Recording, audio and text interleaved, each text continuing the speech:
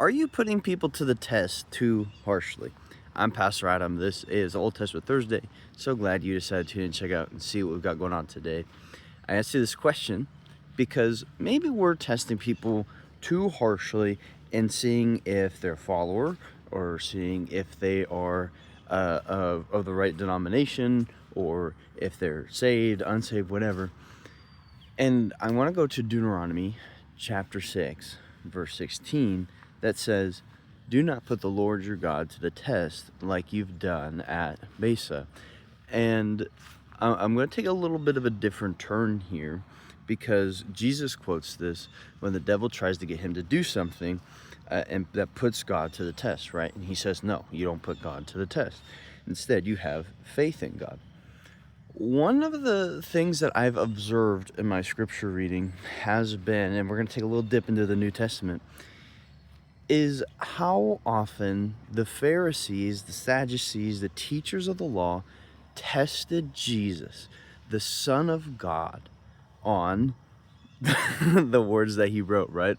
But more so on the traditions that they've created that stem off of what God's original intent was. And I look at our church today, I look at Christians, and I can't find, or it's hard to find, a single person, a single voice out there in the Christian echo chamber that is speaking on behalf of unity. But instead, it's always, I'm testing this person's Bible knowledge. I'm having a discourse with this person's Christian statement. I'm having a, well, whatever, right? And it seems like we've really become Pharisees and putting people to the test. And don't get me wrong, there's a time and a place to test people's intentions and their knowledge and test things to the scripture, right? But at some point, I want to look at who Jesus was and what he said. And he made scripture simple. He made kingdom principles and ideas simple to help people understand. He would explain it 2-3 times sometimes. And instead of grading people harshly, Jesus gave people the pass based off of whether or not they were repentant.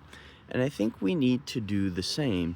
And instead of having constant discourse and all this stuff about theology, all this stuff, we just give people grace and move people to Jesus. I'm Pastor Adam. This has been Old Testament Thursday. I'll see you next time.